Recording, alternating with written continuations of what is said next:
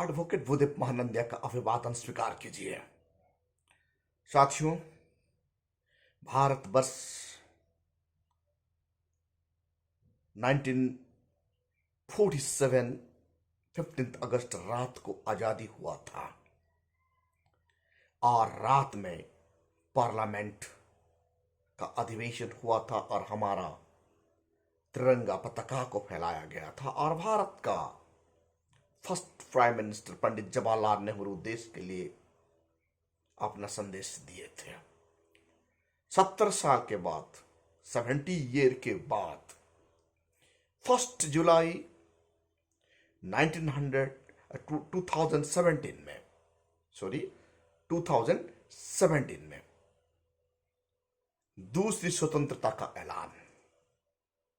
भारत का प्रधानमंत्री मोदी जी रात 12 बजे भारत का संसद में आते हैं, सदन में आते हैं और ये ऐलान करते हैं कि रात 12 बजे से 1 नेशन 1 टैक्स, दूसरी आजादी। ये ऐलान होता है भारत का दूसरी आजादी और 1 नेशन 1 टैक्स। 1 नेशन 1 टैक्स का मकसद क्या था? ये 1 नेशन 1 टैक्स का मकसद है जीएसटी को लागू करना। यानी भारत का कोई भी गांव में कोई चीज का दाम 10 रुपया, यानी वो भी चीज दिल्ली में 10 रुपया ही है। हर जगह में प्राइस एक ही है। हमारा नेशन एक फेडरल स्ट्रक्चर है। फेडरल स्ट्रक्चर में हर कोई स्टेट का अपना अपना इंडिपेंडेंट इकोनॉमिक है और अपना अपना टैक्स है। लोगों का टैक्स से देश चलता है और सेंट्रल टैक्स अलग होता है और स्टेट का टैक्स अलग होता है। इन टैक्स से स्टेट गवर्नमेंट अपना शासन चलाता है और सेंटर उनका टैक्स में वो शासन चलाता है। सेंटर को ज्यादा टैक्स मिलता है, इसीलिए सेंटर कुछ पैसा स्टेट को भी देता है। ऐसा प्रावधान है हमारा फेडरल स्ट्रक्चर और फेडरल इकोनॉमिक सिस्टम में। और जब 1 जुलाई 2017 में मोदी जी 1 नेशन 1 टैक्स करते हैं, उस दिन वो ऐलान करते हैं कि खाद पात खाने पीने की चीज में खास करके जो ऑलवेज मूलभूत आवश्यकता है उनमें कोई टैक्स नहीं है। और तत्कालीन सरकार को वो क्रिटिसाइज किया था। लेकिन आज 2022 आते आते 19 जुलाई को पूरा भारतवर्ष में ये टैक्स अत्यावश्यक जरूरी पदार्थ में भी लग गया है। जीवन रक्षक मेडिसिन में टैक्स लग गया है। अब जब हवाई सफर करेंगे, इकोनॉमिक टिकट पर आपको टैक्स लग गया, जो कि मिडिल क्लास फैमिली यूज करता है। जब आप होटल में ठहरेंगे, 1000 से कम वाले कमरा पर टैक्स लग गया है।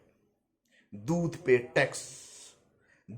टैक्स, आटा पर टैक्स, दालन पर टैक्स, जितने भी खाने चीन पीने की चीज जो गरीब यूज करता है उन पर टैक्स है। भारत जैसा एक गरीब स्टेट में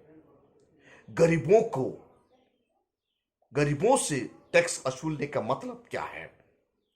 मतलब यह है भारत सरकार देश का तमाम पीएसयू बेचते बेचते और कुछ नहीं बचा। सरकार को चलाने के लिए, सरकार को चलाने के लिए जो खर्चा आता है, एग्जीक्यूटिव को चलाने के लिए खर्चा, जुडिशियरी को चलाने के लिए खर्चा, लेजिस्लेचर को चलाने के लिए खर्चा, उनका तमाम गवर्नमेंट सर्वेंट को देने के लिए पैसा, वो पैसा आप गवर्नमेंट ऑफ इंडिया का पास बिल्कुल नहीं है। जितना भी पीएसयू था, इनको बेच कर इन्होंने कंट्रोल किया। अब ये देश का गरीब जनता से टैक्स वसूलने के लिए कोशिश किया जा रहा है और सक्सेस भी हो गया।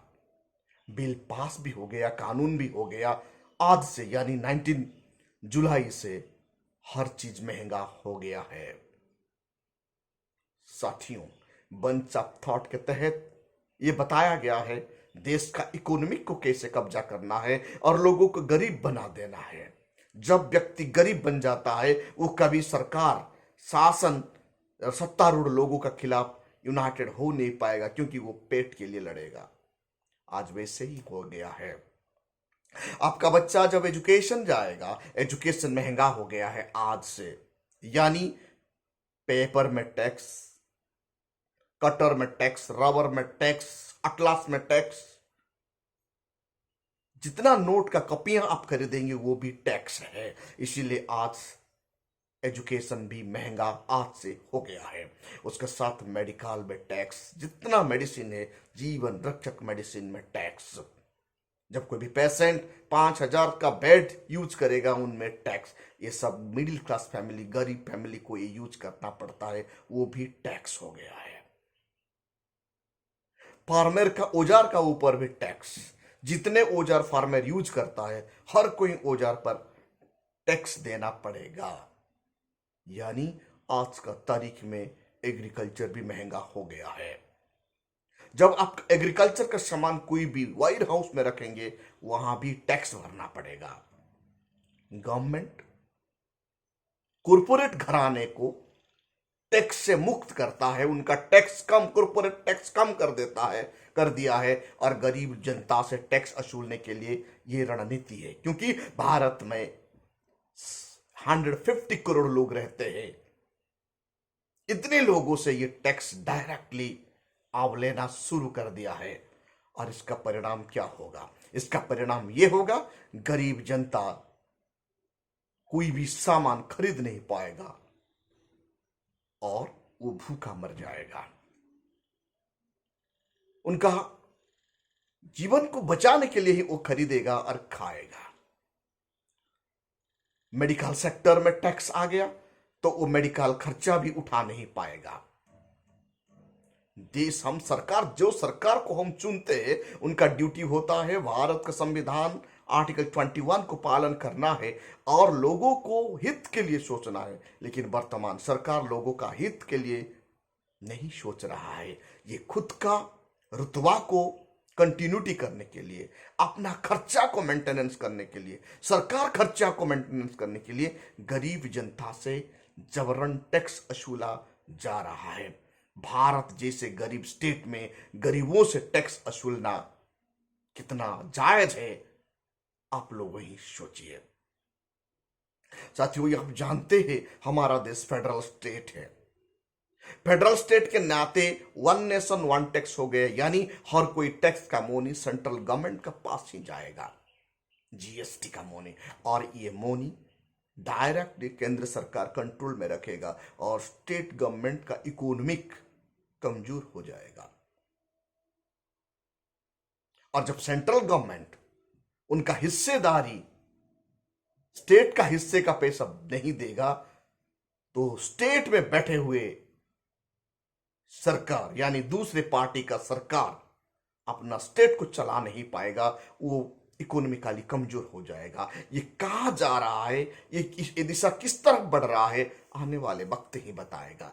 क्या केंद्र में बैठे हुए सरकार देश का तमाम इकोनॉमिक को कंट्रोल करके स्टेट का गवर्नमेंट को कंट्रोल करना चाहता है, या फेडरल स्ट्रक्चर को तोड़ना चाहता है? ये वक्त ही बताएगा।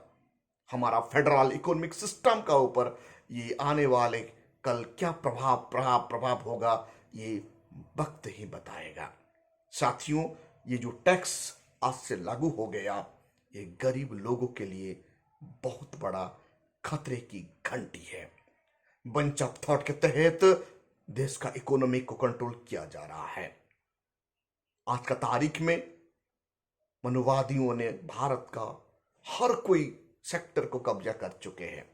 एजुकेशन में कब्जा, एग्जीक्यूटिव में कब्जा, जुडिशियरी में कब्जा, प्रेस मीडिया में कब्जा, लेजिस्लेचर में कब्जा, तमाम जितनी भी संस्था, सब मनुवादियों का कब्जा हो चुका है। डॉक्टर बाबा साहेब अंबेडकर का सपना ही रह जाएगा जब आज से बहुजन समाज इसके लिए जागरूक नहीं होंगे। तो 132 एमपी पार्लियामेंट में चुपचाप बैठे हैं, उनका मुंह से एक शब्द भी नहीं निकल रहा है। आप सब जानते हैं अग्निवीर नाम का जो पोस्ट अब निकला है, वहां कास्ट सर्टिफिकेट मांगा जा रहा है। यानी कास्ट सर्टिफिकेट के तहत schedule caste, schedule tribe, OBC, minority बच्चों को जो 75 परसेंट बच्चों को निकालने के लिए 4 साल के बाद निकालने की व्यवस्था है। जात देखकर इनको नौकरी से निकाल दिया जाएगा और 25% कौन रहेगा वक्त ही बताएगा। ये आने वाला कल क्या ये देश में मनुवादी सेना को भी कब्जा करना चाहते हैं? कभी भी भारत का आर्मी में जात का सर्टिफिकेट दिखाया नहीं जाता, ये पहले बार ये हो रहा है। बाकी जितना फोर्स होता है, स्टेट पुलिस या रेलवे पुलिस, हर कोई जगह पर इसका सर्टिफिकेट दिखाने की व्यवस्था है, लेकिन आर्मी में ऐसा नहीं है। लेकिन वर्तमान सरकार ये सब क्यों कर रहा है, ये सोचने की विषय बन गया है। साथियों, जीएसटी ऐसा एक टैक्स है जो सरकारी का फेलोर के बारे में बता रहा है। जब जब देश का सरकार अपना मशीनरी को चलाने के लिए उनका पास कुछ भी पैसा नहीं होता, तब वो गरीब लोगों को जबरन टैक्स वसूलता है।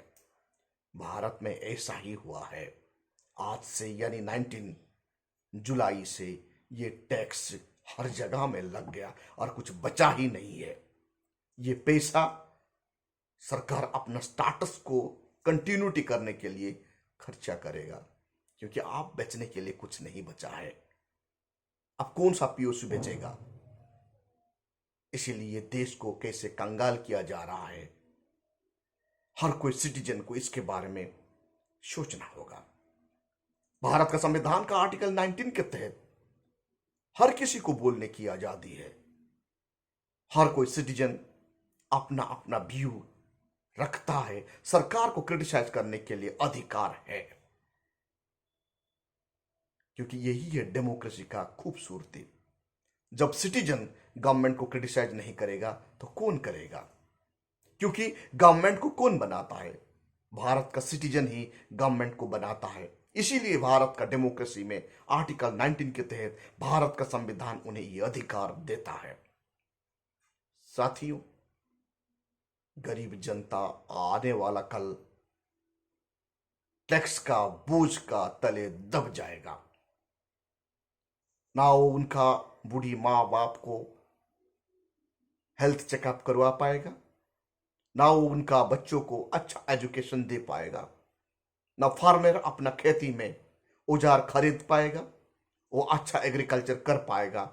ये तो नामुमकिन लग रहा है। आने वाला कल SC ST OBC इस भारतवर्ष में गुलाम बनने की तैयारी हो चुका है और इस देश में सिर्फ 2 वक्त का रोटी के लिए भारत का शेड्यूल कास्ट, शेड्यूल ट्राइब और OBC लड़ेगा और सत्ता का भूख और सत्ता के बारे में वो सोच ही नहीं पाएगा। शायद ऐसा ही प्लान चला है मनुवादियों का और मनुवादी उनका प्लान में सक्सेस हो चुका है। अभी भी वक्त है भारत का सिटीजन इसके बारे में अपना अधिकार, अपना राइट को समझकर भारत का सरकार का सामने प्रश्न पूछना बहुत जरूरी हो गया है। नहीं तो आने वाला कल पूरा भारतवर्ष का 85% पॉपुलेशन गुलामी का जिंदगी जिएंगे। साथियों, आप देख रहे हैं voice of people, voice of Bahujan. इस चैनल को ज़्यादा से ज़्यादा लाइक कीजिए, कमेंट कीजिए और सब्सक्राइब कीजिए। बाबा साहेब अम्बेडकर का विचार को घर घर तक पहुंचाने के लिए मदद कीजिए। Thank you.